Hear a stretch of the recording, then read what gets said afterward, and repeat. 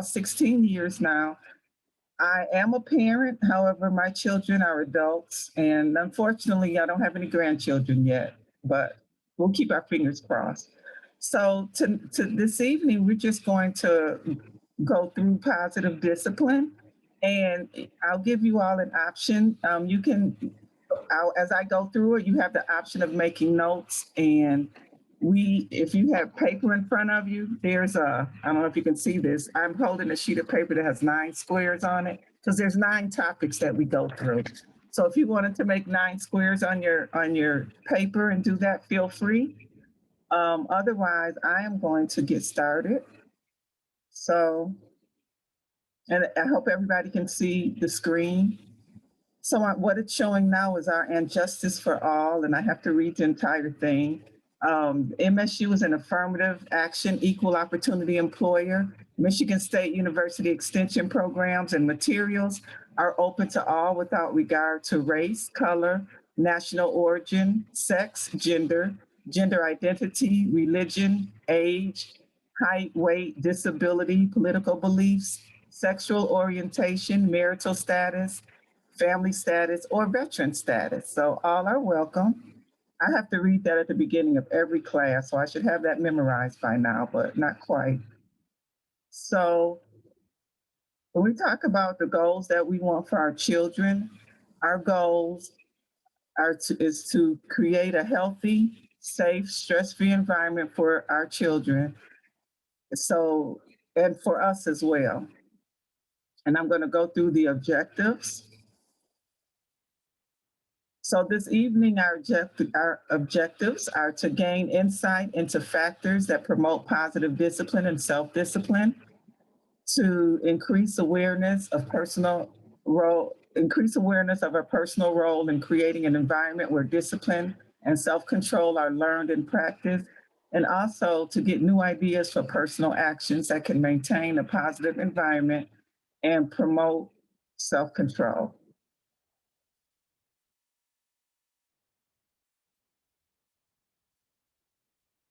So what has that got to do with positive discipline?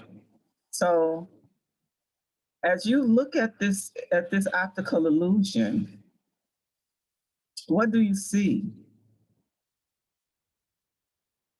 So depending on how we look at it, we might see a profile of 2 people looking at each other, or in the middle, we might see a vase between the 2. So it all depends on what our perspective is. So our perception is actually our reality. Some of us may have seen the 2 men facing each other and not the vase in the middle, and some of us may have seen the vase. So believe it or not, that this is a key point in helping our children develop self-control, helping them resolve conflicts, and address behavior issues. As the adults, we have to listen carefully to each person's version. And it's important that we realize that most times no one is intentionally lying. It's just a different perspective. So imagine if a child looks at spaghetti and picks it up and likes the way it feels, and then they just kind of throw it. Well, when our children are exploring the world around them, they have a different perspective than us. When we look at spaghetti, we just eat it. However, our children want to explore because everything is new and exciting to them. And so think about how would we normally react when we say, what were you thinking or what are you doing? But we need to ask that question calmly and listen to our children's answer just to get to see how they're thinking and to get their different views. And we also have to keep in mind that our children don't have the life experience that we have. So they're still learning and they're exploring through cause and effect. So in order to understand our children, we need to appreciate their perspective. And in order for them to change their behavior, they need to appreciate ours. And that happens through the communication and the teaching and guiding that we do for our children. So ultimately, our goal is to help our children understand that we all have different ideas, and it's important to listen to others and to respect their thoughts and opinions. So, number two is a guy who's looking pretty scared. He might be fearful or nervous. And so, when we think about the emotions that this child is explaining, are is displaying, I want us to think for a minute about what are we afraid of or what are we fearful of? And then I'll go more into the definitions for discipline and punishment because some people think that they're the same thing, but actually they're not. Punishment and discipline are very punishment and discipline are very different. So when we think about punishment, a lot of times we might think of things like spanking or timeouts, um, pointing our fingers at the child. But punishment is controlling through trying to control our child's behavior through fear. And so if you've ever heard anyone say to a child something similar to I better not see you do that again, or how many times have I told you not to talk like that, or don't you cry, I'll give you something to cry about. That was my mom's favorite. Don't cry, I'll give you something to cry about. So in those situations, it's the adult is working to control the child by making them afraid of what will happen. But this is a problem because it puts the responsibility of the child's behavior on us.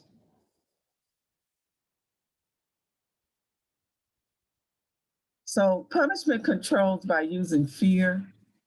So as if I was a child, I'll be careful to be sure that you don't see me. So my focus is not on controlling my behavior.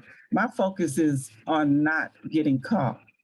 But as a responsible adult, we can't be everywhere all the time, forever. So we want our children to be self-disciplined.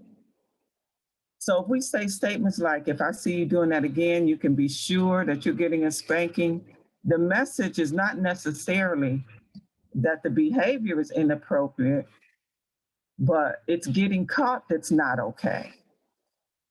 When we use punishment controls by using fear, we're not promoting our child's development of self-control. In fact, we're causing more aggression and hurtful and resentful feelings. And when our children start to develop more aggressive or hurtful or resentful feelings, they may take that out on a child that's younger than them or on perhaps a family pet. So punishment is short term versus the long term. And we don't want to teach our children to control others by using fear. Our goal as parents is to promote our children's development of self control, and we want them to make good choices, whether we are looking at them or not.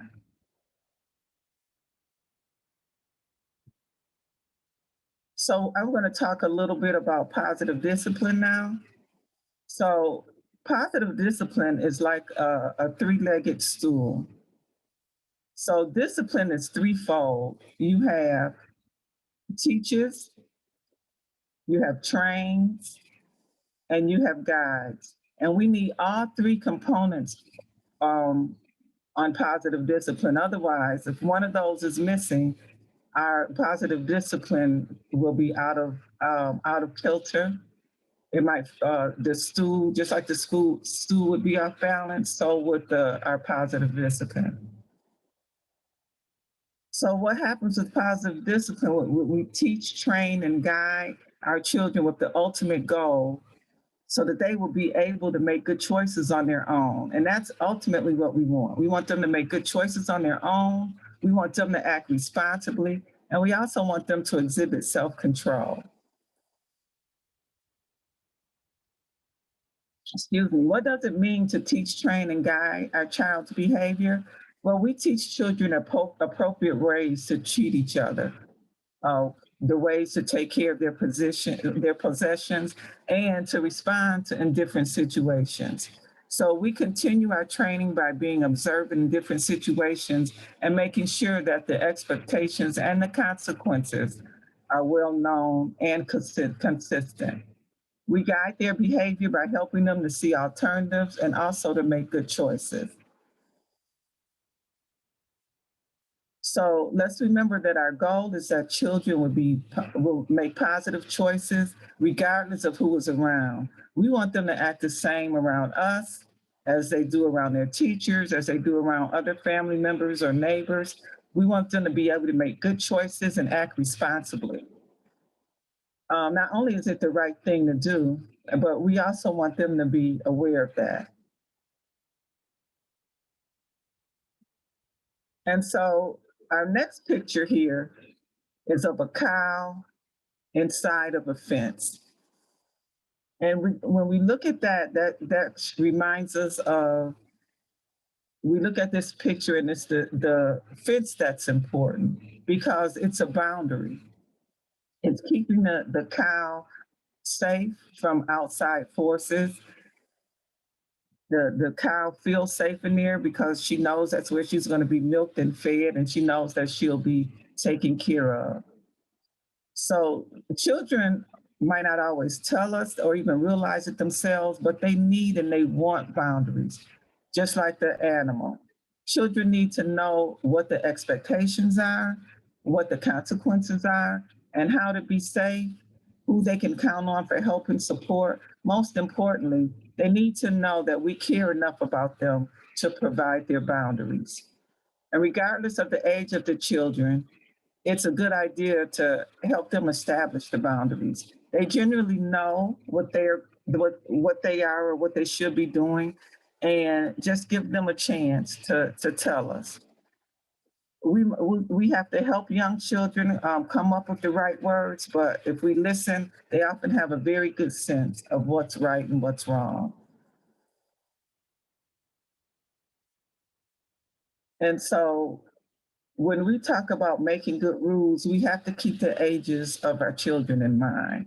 We wouldn't have the same rules for a 5-year old as we would for a 15-year-old.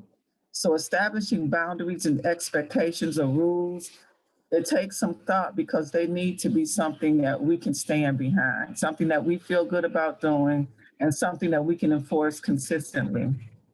We always want them to be age appropriate, and we always want them to be worded in a way that makes sense to our children. For instance, your feet stay on the floor. That's a very concrete statement that children can envision and do.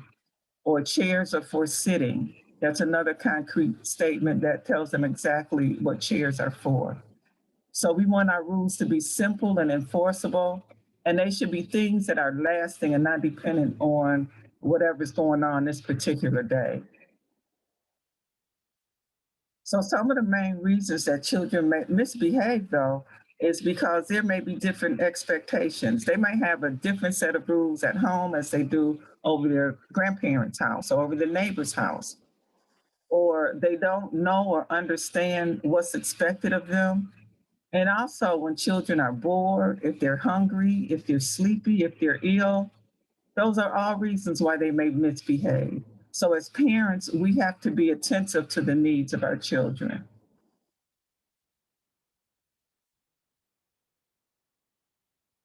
Another reason why children may misbehave is they want to test the boundaries. They want to see, are you going to stick with that rule every time? What if you're watching your favorite show on TV or you're on your phone and your child does something that is against the rules? Are you going to address that or are you going to let them get away with it that time? So we want to be consistent when we create the rules and enforce the rules. Sometimes, though, our children misbehave because their poor behavior was rewarded. So maybe they screamed to get your attention and they got it, or maybe they took a toy away from another child and nothing was done about it. And so that's when they began to realize that the rules were not being enforced. They weren't enforced consistently. So this misbehavior must be okay. And so we just want to make sure, we'll talk about this a little later, that our children are also going to model what they see. And so we are their role models. And so the behavior that we want our children to exhibit is also the behavior that we have to exhibit.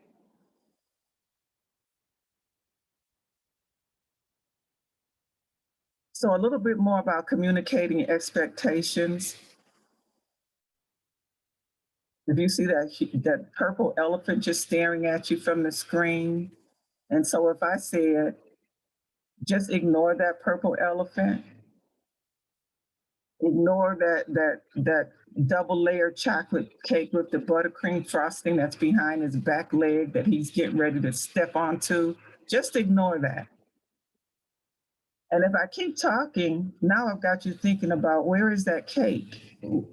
Is the elephant going to fall on that cake? So you can concentrate on everything, on nothing that I'm saying, but the elephant and the cake. And so that's an example of that. We don't appreciate the power of words that we use, especially for children, because words create pictures in a child's mind. And so when we speak to them,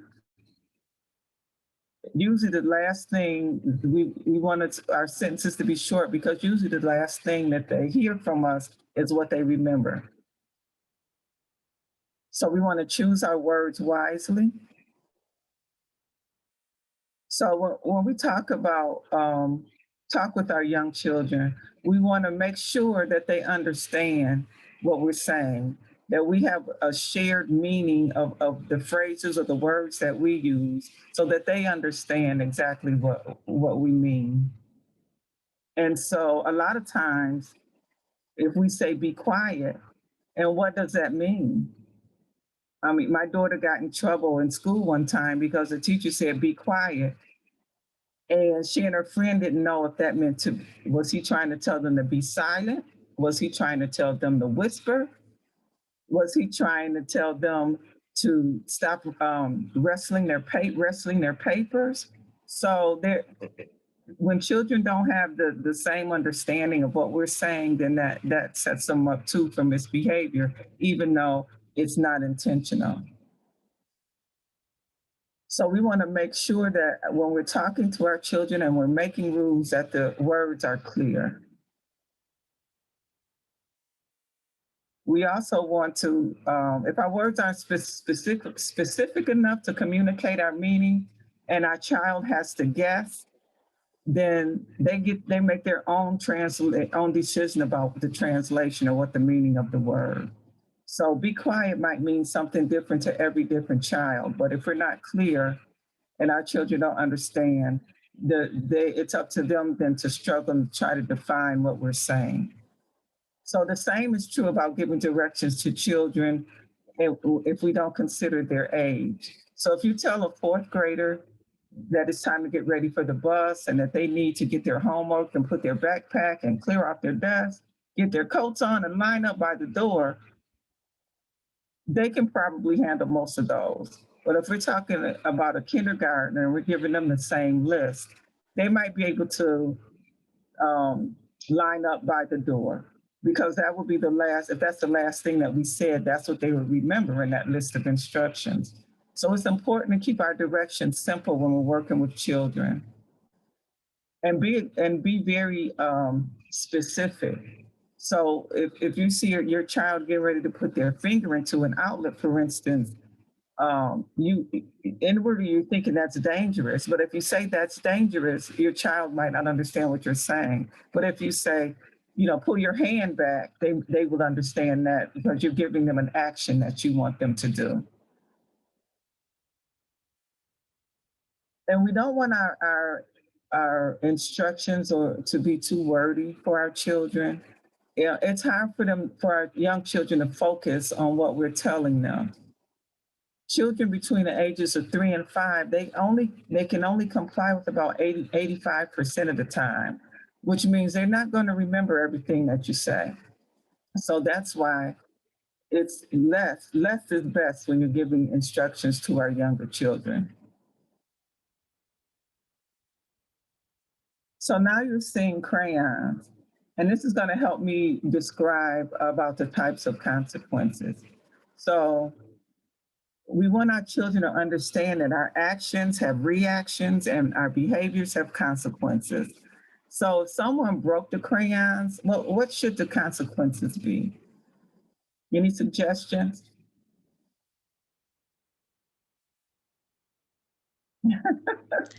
All right, I'm going to jump in. I'd say there's no consequences to breaking the crayons. The crayons are just broke. Life moves on. You could still use the crayons. And so, and oh, was somebody saying something? Yeah, I guess it depends on whether the crayon was broken intentionally or accidentally. Okay. So, so we've got two responses. One is that there's no consequences, and one is if how were the crayons broken intentionally. And so when the crayons break, we're going to talk about natural, logical, and imposed consequences. A natural consequence would be, well, now you've got to use the broken crayons. Now, if the crayons were broken intentionally, then you could listen to what your child had to say and talk to them about it. And if you already have a rule for breaking the crayons, then you could talk about the consequence or institute the consequence. But a natural consequence would be like, well, your crayons are broken, so you have to color broken crayons, or the crayons are broken, so we're taking them away. And so you won't color with the crayons for the rest of the day. So those are just two different consequences. But so types of consequences are natural, meaning that they just naturally happen between the child and the world. It's best if it isn't dangerous, but for instance, like I said earlier, if you break a crayon, then the natural consequence will be now you're coloring with broken crayon. Logical consequences aren't natural, but they relate to the situation and they allow the child to help the child to problem solve. So if a child bites another child, a logical consequence would help the biter ease the child to perhaps go get ice to put on the arm of the child, or to pat or rub the child to make them feel better. So this is how our children learn that their actions and their behavior actually impacts others. And it also helps them learn how to take responsibilities for their own actions. And impose consequences created by us usually, or the child care provider, whoever the policing adult in charge is. And it might be sending a child to sit in a chair in another room while the other children are playing. It might be having the child say that they're sorry. But these imposed consequences don't work well because you may be able to make a child say, I'm sorry, but you can't make them mean it, or you can't stop them from doing it again. So children need to know that their consequences are the result of their actions, and they're just not randomly dispensed based on our mood. So let's think about if we talked about the children being hungry or sleepy or tired, not feeling well. And so we don't want to just punish our children or discipline our children based on what our mood is that day. So we think about the consequence, whatever consequence we decide, it has to be delivered with compassion. So if the consequence has the child missing out on something that they really wanted to do, you can empathize with them and acknowledge that you understand how sad they are. But it doesn't change the consequence, but it affirms that you still care. And it's the behavior that is upsetting you, not the child. And consequences should not be delivered when the child is in an emotional state. If they're sobbing or throwing a tantrum, they can't observe anything that you're saying, because we all have hormone in us called cortisol. And when that's released, it's our fight, freeze, or flee hormone. When that's released in our brain, and especially in the brain of a young child, they're in a different space. They are not listening to anything we're saying. They're not paying attention to anything that we're doing. We have to wait until they calm down, until they're done being upset before then we can have that conversation with them, because they're never will be able to understand when they're emotionally unable to think clearly. So if you can wait until both of you calm down and then you're ready to talk about what happened. So we also want to make sure that our consequence is realistic. So what if you tell your child they can't watch TV for a year because of something that they've done? Is that reasonable? Is that even workable? Is that doable? Most likely, it's going to be pretty hard for most of us to follow through with a consequence like that. Unreasonable and unrealistic consequences won't work because we are highly unlikely to enforce it. So that sends a totally different message to our child. So our child knows that when we're not going to enforce a consequence. So if you tell a child they can't watch TV for a year, that's not affecting the child, because the child knows that what, a day tops, if that much. But somehow, how are we going to get other things done around the house? That's if our child isn't watching TV for a whole year. So the child will end up getting distracted after a while and find something else to do.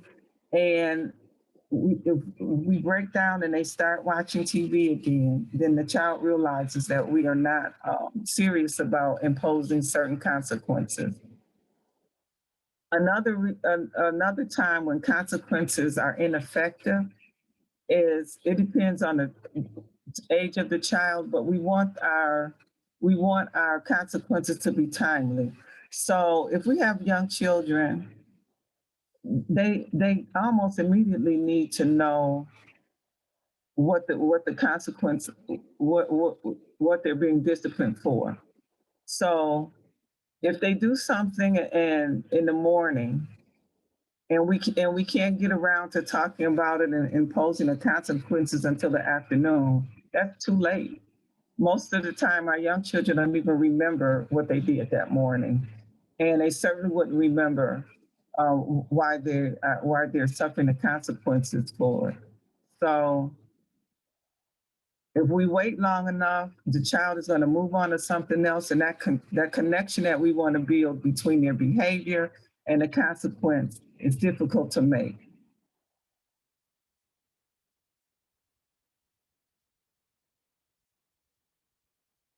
Now, if anybody has any older children or adolescents, it's okay to take a little time with them, because we want them, as you think about what you want to do or how you should administer the consequence, it also gives our older children a time to think about the situation and evaluate their behavior and consider the consequence. So both of you will have time to reflect on that. But also, you don't want to wait like weeks before doing that. Just a few hours or maybe a day for your older children.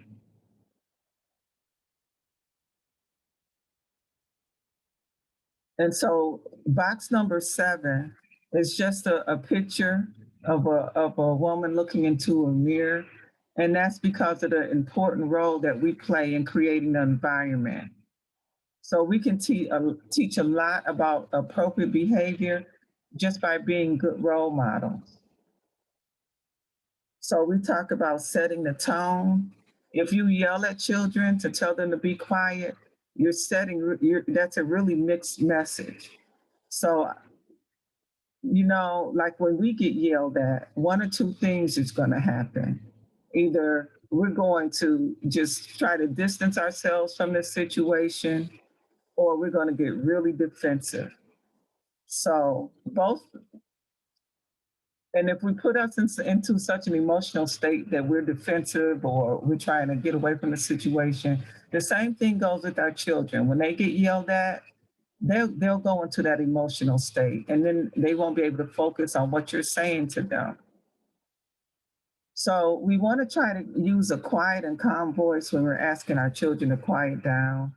And if we walk into a situation when the room is loud, if there's several children, you can try to talk in a quieter voice to get their attention. Sometimes that works.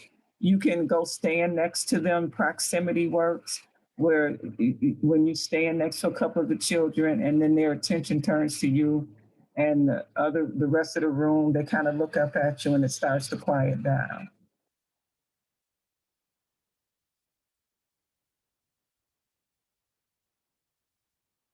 So we always want to think first before we respond. Whenever we need to address the children about their behavior, their misbehavior. So we want to ask ourselves, is this an issue? Or is it only because I'm out of patience, or I'm tired? Also, is this behavior normal for this age? Because children have normal challenging behaviors and normal behaviors. So if what they're doing, is it it's challenging, but is it a normal behavior? And are they able to do what they want to do or what they try to do? And maybe they're having the challenging behavior is exhibiting itself because of something that they wanted to do and weren't able to do.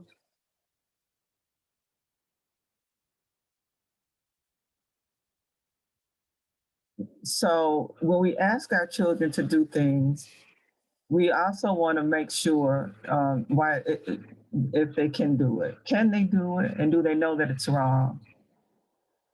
It's one of the reasons why it's a good thing for parents to learn about child development. A lot of times, a lot of moms that I work with are tired of buying diapers because they're so expensive and they want their children to be potty trained. But that's a process. And sometimes our children seem so smart in other ways in conversations, but they're not potty trained. And that's very frustrating for a lot of parents. So that's why we always want to think first and then respond.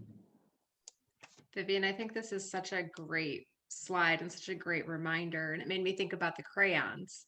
So, if your 3-year-old breaks a bunch of crayons, that's normal. Like that's actually that's part of their learning, right? Is cause and effect. But if your 9-year-old breaks all the crayons in the box, like they know they're not supposed to do that. So, so much of it is really just about, what is developmentally appropriate for children at each age. And that's why it is so important to have just a little bit of understanding about child development and those different expectations, because at the end of the day, children do well if they can. So are we setting them up for success? Do we have appropriate expectations for them? And so often we just don't, because we don't know. How do we know? Right. You don't know. They don't send you home with a manual. Right. I wish they did. So that's interesting you say that, Marnie, because I had a mom this morning call me and say that her 16-month-old is all of a sudden just so stubborn and having these tantrums, and she doesn't know what's wrong with him and what's going on. He never acted like this before. And so I had to go through the whole, that's a normal challenging behavior. He's frustrated. There's so many things going on. He's trying to do so many things, He wants to run, but he can, and he wants to reach things, but he can't. I said, he's just frustrated. He's heading into those tools. He wants to be independent. And so I don't know if I helped her, if I eased her at all, but at least I explained, I said, that's just a normal behavior. Mm-hmm. It's frustrating, but it's normal. Right. And I said, when he turned into a teenager, you look back on these as the fond years. So as a role model, the adult in charge, we make a difference. You make a difference in what's going on, and we influence the decisions that our children make. So just a few reminders as we use iMessages, instead of saying, you make me so mad when you do that, putting all the blame on the child, you can say, I get upset when I see people hurting, and I think Stephanie is hurting after that bite. So I get upset when I see this, and not you make me so mad. So we want to communicate clearly. We want to use words that the children will understand and can share your meaning.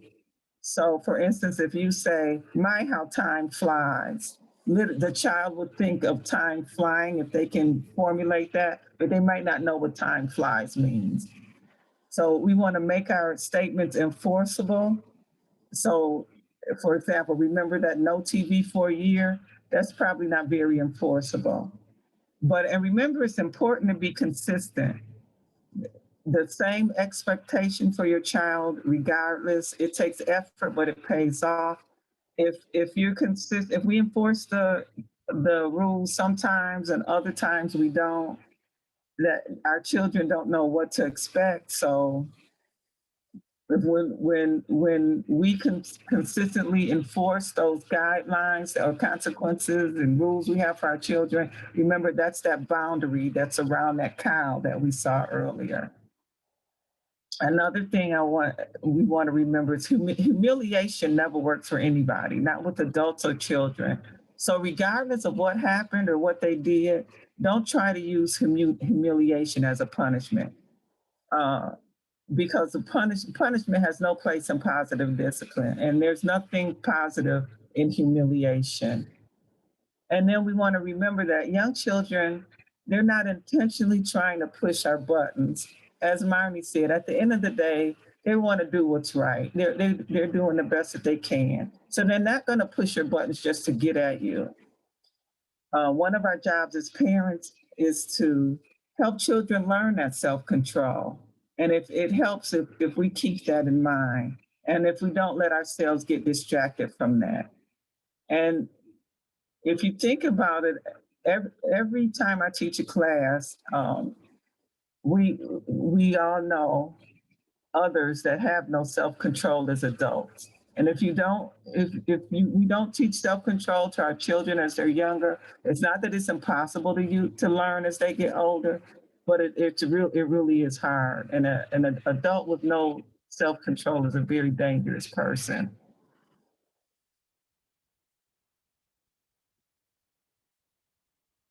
So now we're going to talk about praise versus encouragement. So I encourage you to find a way to encourage every child every day, and keep in mind that praise can be harmful if it's not meaningful. And so to go a little bit more into that, so praise implies some level of judgment. So if I say, I like your picture, that's an evaluative statement. That's implying that there are some of your pictures that I don't like, or that I don't like another child's picture. So that's just a general type of comment, and it puts value on the product. But in this case, that's the picture and not the child. So consider instead the value of encouragement. Encouragement is specific, and it focuses on the child's efforts and also their feelings.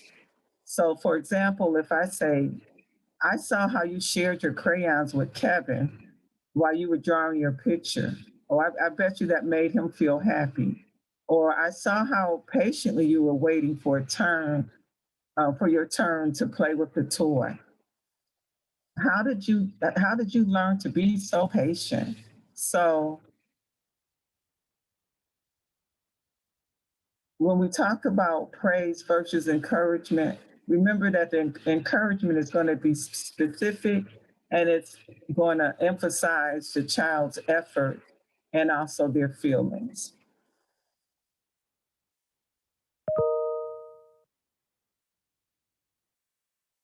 So when we talk about our children, not just our young children. We need to think about how we help them to develop their self-concept, which is a part, which is a reason why we need to think about the difference between praise and encouragement. So if you think of this as a recipe for a child's self-concept to be healthy, we can foster their positive self-esteem by offering unconditional love and by making eye contact when interacting with them. Now, making the eye contact is so hard now because we're kind of drawn. Our eye contact is usually on our phone for a lot of people. And so to draw away from the phone and to make eye contact with our children will reap us a lot of rewards. So we can help our child increase their self-worth by focusing on the process of what they do rather than on the product that they are working on, and helping them to find solutions to problems. And finally, we want to encourage and promote self-control. We're going to do this by allowing our children to make decisions. We're going to take ownership, have them take ownerships of their own feelings, their problems and behavior, and using natural consequences whenever possible. Because we want our children to be able to connect their behavior to their consequences and be able to pause and think.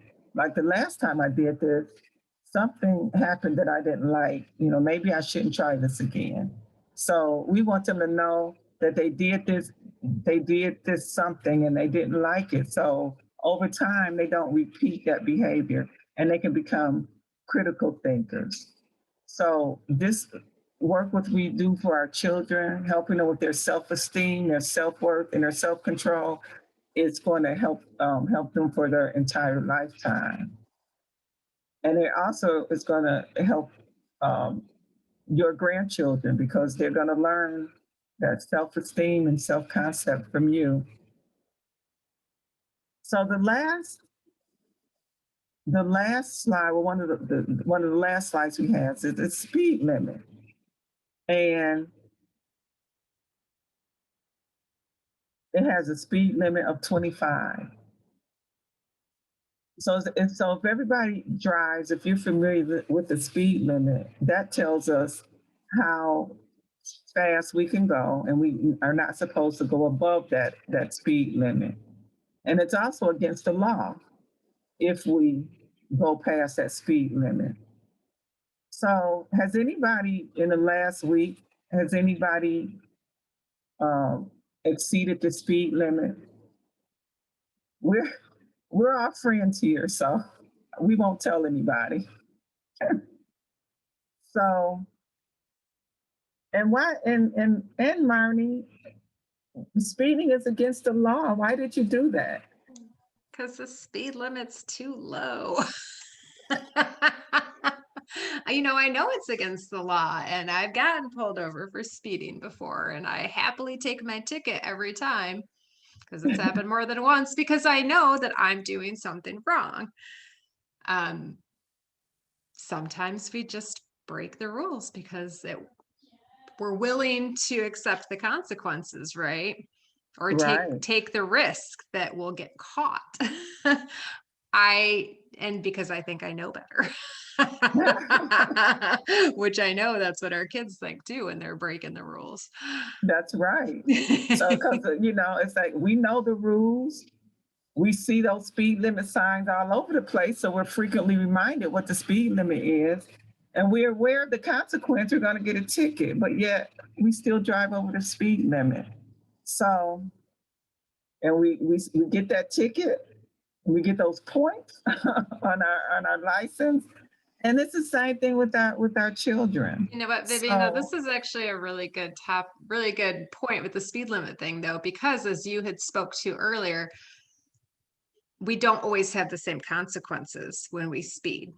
They're not enforced, right? They're not enforced the same every time. The same thing doesn't happen every time.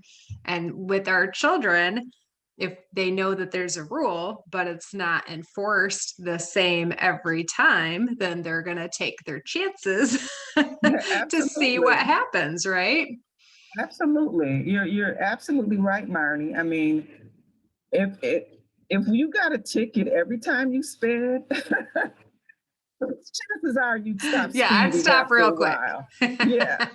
But if but if you're willing to take that chance because what's the odds? Especially, I mean, I live down here in the Motor City, so it's like, what's the odds that I'm going to get pulled over for speeding? So, if the enforcement, if the speed limit was enforced consistently, then we would be a whole lot better with observing the speed limit. So you're absolutely right. And if we have consequences and rules for our child, if they're aware of what the rules are and we are not consistent in the consequences, then it's the same thing as the speed limit.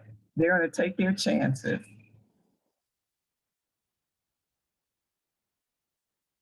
And this is just how many times do I have to tell you?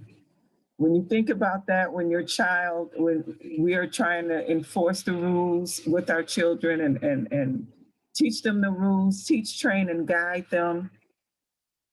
And we think to ourselves, how many times do we have to go through this? How many times do I have to tell you? Well, remember our driving habits. Also, it takes at least 21 days to change a habit, and that's for adults. It can take anywhere from 21 to 50 plus times for a child. And know that none of us are perfect. We can all change. Not all the bad behavior is intentional. And in the end, just like us, our children, as they get older, they're going to be responsible for their own choices and their behavior. So we want to give them the best starting point that we can. So change is not easy for any of us, and we need to support each other, and we'll be supporting our children. Consider the advantage to the child for having those boundaries and those guidelines, and also the advantage to you to know that your child will be safe and behaving when you're not there to looking at them to guide them, because you want them to do the right thing even when you're not around. And then above all, even when our children aren't looking, we think they're not looking, they're looking at us. They're watching our behavior, they're listening to us. So the keys to positive discipline is prevention. So even though we're teaching, training, and guiding, we want to set them up for success.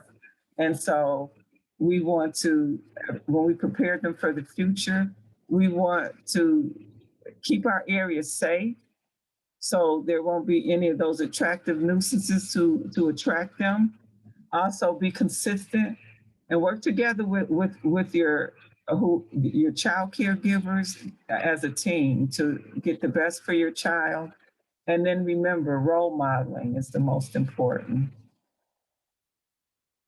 And so this is my next to last slide. I just want to share this with you quickly because it's really cute.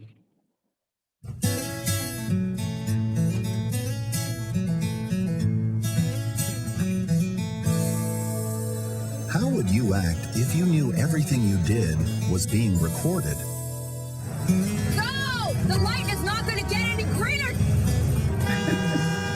Well, if you have a baby, most everything is being recorded. Kids are the best copycats in the world. They watch, they listen, and they learn from you. Even at a very young age, your child will imitate your behavior. You are your child's first teacher. She's learning from you every day, in every way. So set a positive example and always keep your audience in mind. Some milk? Children learn by imitating you. For more information on parenting, visit pbsparents.org.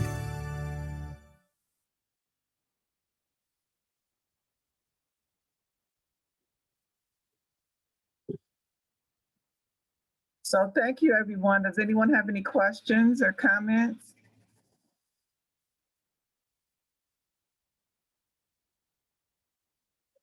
So I've provided Marnie with the slides and also a positive discipline tip sheet that she will be emailing to you guys. Absolutely. Yep. I'll send that out to everyone after the session. And we've also recorded this. So if at any time you want to go back and refresh on anything, that'll be hosted on our YouTube channel, and you guys will all get a link to that. Vivian, thank you so much. Thank you. You know, like we said, parenting does not come with a handbook. And it's really wonderful to have these types of opportunities to learn more about how we can make the whole thing a little bit less stressful and a whole lot more fun. Right. Well, thank you, Marnie. You have a great summer. Thank you too. You, Let me know. Let me know if you need me to teach anything else. I will I'm here absolutely. for the next. I'll be around. Absolutely. Okay. So good night. Good night, everyone. Have a good night. Thanks, Thank you. Vivian. Oh, geez, I just flew through those. So I just, for everyone else who's still on the call, just wanted to share a couple upcoming events we have. Marnie, Oh, yep, go ahead. okay, can I interrupt? I don't mean to interrupt you, but I just want to stick on the topic of this. Mhm. Are you planning on having some of these speakers again where we can have more of a group discussion?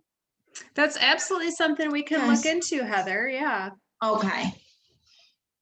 I just think some of this is like so overwhelming to get it in an hour session. It would be nice if you could have even like a workshop where you can break up in groups and discuss some of the ways how you do things and what's been successful and what hasn't been. But I think it would be so much more, useful when you can do it in person to be able to do it that way. Absolutely, Heather. You know, as we're moving forward with planning for the next year, I would love to incorporate some more sessions that are along those lines where we have a lot more time for group discussion and that it's more of a guided discussion versus a training. So we'll absolutely be looking into that. And I know that this is always behavior and discipline is always a popular topic. So we'll definitely be incorporating some of those. And speaking of that, next week we have a session on challenging behaviors. And this is with Dr. Amy, who joined us last year and did a wonderful job. She's a licensed psychologist in the area and also works at MSU. And she works primarily with children and parents who are dealing with challenging behaviors. So that'll be next week on Thursday. And I will include in the email links to register for that for anybody who's interested. And it will also be recorded. So if you can't make it, you can watch it at a later date. And also next Thursday, and then a couple more times this summer, we're going to be doing a presentation to help folks who are searching for childcare. And this really just goes through from start to finish, how to do that, what to look for, how to consider costs, how to search for childcares in your area, what type of things you'd want to look for when you're touring different childcares or preschool situations. So again, our first one will be this upcoming, not tomorrow, Thursday, but the following Thursday. And then we'll be doing a couple more over the summer as well. And then at some point, one of those will be recorded for folks to watch that way. And lastly, in Eaton County, we have a new texting service available to parents. It's called Bright by Text. And basically, when you sign up, what happens is a couple times a week, you'll get texts about different like activities, games, and resources that are staged to the age of your child. And then you can also get information about different events throughout the county, activities, play groups, things like that. So for anybody who wants to sign up, you would just text the keyword EC Kids to the number 274-448. I'll also include that in the follow-up email. And it's just a really cool service. I've signed up for it just kind of as a test since my kiddo's a little bit older than 5. But yeah, it just sends you great tips on everything from, depending on the age of your kid, from potty training to picky eaters to just fun, outdoor games you can play and different developmental resources. So that is available to anybody who lives in Eaton County and beyond. You don't have to live in Eaton County to use it. It's a nationwide service. If you don't live in Eaton County, you just won't be getting that like location specific information, but you'll still be getting the developmental information. Whew, so Yeah, Oh, I have yeah. a question on that. I'm sorry. No, How go ahead, often Heather. do they typically text you? Because I know So- people are kind of overwhelmed with the whole spam. You know, I get a lot of advertisement through my texting, and even some of it's just spam. I don't know how they get my number. So I was just curious how much Yeah, texting absolutely. That's a would be great question. expected. Yep. So typically anywhere from 2 to 4 times a week, but really no more than that.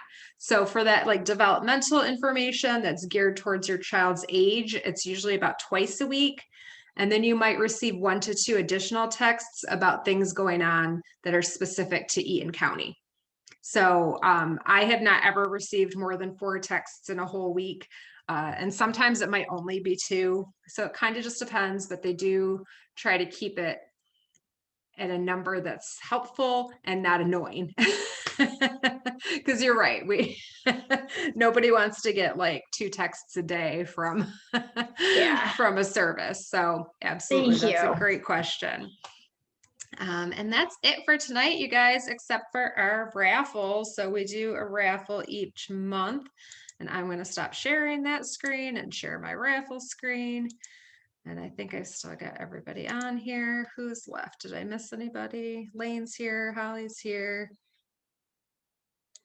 Amy's here, Tim's here, Heather's here. Okay, you guys ready? Let's go and see who wins.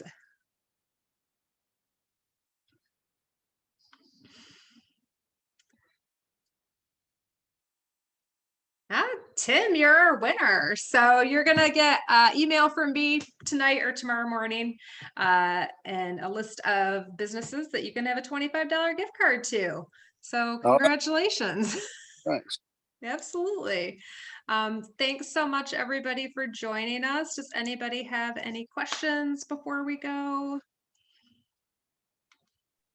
No? Awesome. I thought it was good. It was on Oh. point, really informative. So yeah, I thought it was good. Oh, good. I'm glad you enjoyed it, Tim. You know, and then once you got to role modeling, recently I drive school bus, and my kids go with me on the bus, and the 6-year-old has a lot of behavioral problems. We adopted him, and a couple nights ago he was in the driver's seat, and the bus was parked, and he was pretending he was driving. So I said, "Oh, okay." I said, you be the driver and I'll be the kid." And he goes, "Okay." So we role played, and I acted like he would, and I think it kind of stuck to him. He realized more about how his actions were interrupting me as a driver and the other kids as passengers. So Absolutely. Yeah. Yep. That is a great way sometimes to help open up that dialogue, right? So maybe the child can, part of them understanding and gaining a little bit of empathy to be able to walk in someone else's shoes for a moment. So well, and he's been spitting a lot. He was a hitter and biter and stuff, and over the last couple of years we've gotten past that, but he's still at the spitting part, and that part about soothing the child that they bit and things. I don't think that was ever tried. I don't think we ever, I mean, we have said, "How do you think it feels if you were bitten?" But to soothe that child that he caused problems with, I don't think we've ever tried that. So yeah. So I'm glad you got a great tip out of that. And yeah, sometimes having them come up with a plan to kind of go to that child and say, "Hey, what would make you feel better? How do you feel?" helps them again put themselves in that child's shoes. Instead of saying, "How do you think they feel?" have them actually go to the child and ask them, how did that make you feel when I did that to you?" So absolutely some good tips there. And I'm glad you guys were able to join us tonight. That was the first time we've hosted Vivian, and I think she did a great job. So thanks again. I will email out everything to everybody shortly, and we'll have that video posted as well. So thanks again for joining us, guys. Have a good night. thanks. Bye. Bye-bye.